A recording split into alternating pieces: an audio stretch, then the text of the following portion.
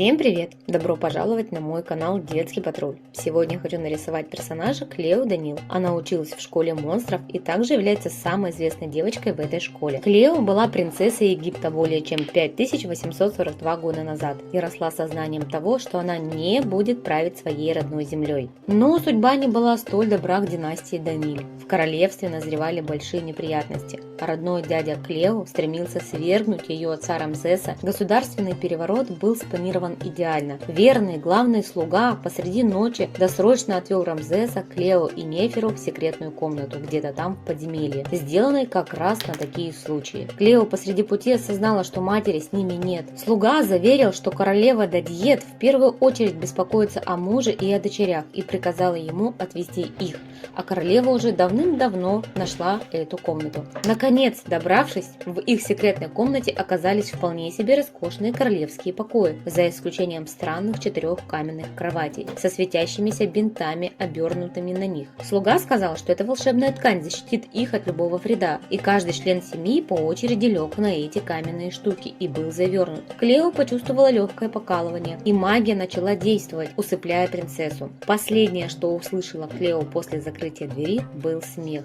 Они не знали, что у них больше не было верных последователей, и это была волшебная ткань, и она должна была их усыпить навечно. И все же спустя достаточно долгое время они очнулись. Матери все еще не было, и сами они оказались в ловушке. А Клео пессимистично наслаждалась тем, что есть в их роскошной тюрьме. В один день началось землетрясение, и в конце концов оно смогло хоть чуть-чуть повредить здание.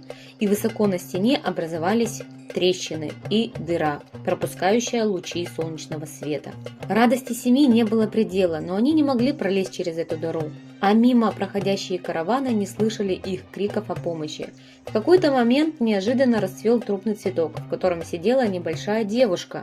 Она представилась как Аманита Найтшед. Она объяснила им все, что произошло на самом деле, и также рассказала, что они спали целых 1300 лет. Оказалось, Аманита была достаточно худой, чтобы пролезть через эту дыру. Она обещала, что найдет кого-то и позовет на помощь, и обязательно приведет сюда.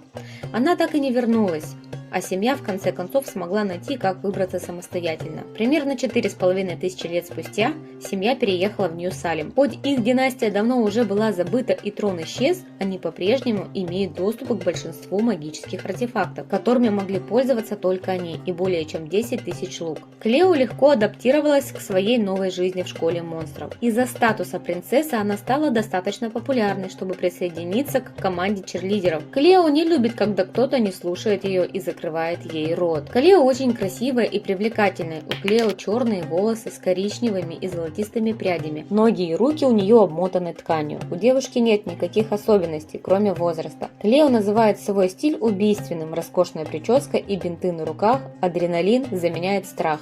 На лице есть двойная стрелка в духе Древнего Египта. На верхнее веко нанесены фиолетовые тени, на нижнее – коричневого цвета. Помада насыщенного темно-коричневого красного цвета. Волосы густые, прямые, черные, с вкраплениями золотых блестящих прядей. Прическу дополняет золотой ободок, золотые серьги на ушах. На шее у нее чокер песочного цвета, покрытый принтом в виде бинтов. Клео живет с отцом и старшей сестрой Нефера Даниль. У Клео очень сложные отношения со своей сестрой Неферой, так как Нефера не может смириться с тем, что Клео такая популярная, и все время пытается при друзьях как-то ее унизить и уменьшить ее самооценку. У Клео довольно редко получается завести друзей из-за ее характера. Ее любимый питомец – это королевская кобра по имени Хисет. По данным, у Клео еще есть 7 разных питомцев. Также у Клео есть парень. Она встречается с Дьюсом Горганом, и эта парочка считается самой лучшей в их школе. И эта парочка действительно искренне любит друг друга, уважают и готовы на все, чтобы быть вместе. Но, как и у всех пар, у них бывает иногда разногласия, так как Дьюс частенько устает от соревновательной личности Клео, которая желает быть лучшей во всем. Но самая большая проблема их отношений – это, конечно же, отец Клео, так как он из королевской семьи и считает, что Дьюс не соответствует требованиям королевской семьи. А теперь интересные факты. Клео боится пауков. Любимый цвет Клео – золотой. У Клео, как и у ее сестры Неферы, есть особая способность очаровывать змей и управлять ими. Годовщина Клео и Дьюса 3 сентября. Иероглифы на ее одежде можно перевести как Клио, что обозначает мягкий, словно бархат. Клео – это часть имени самой известной египетской императрицы Клеопатры.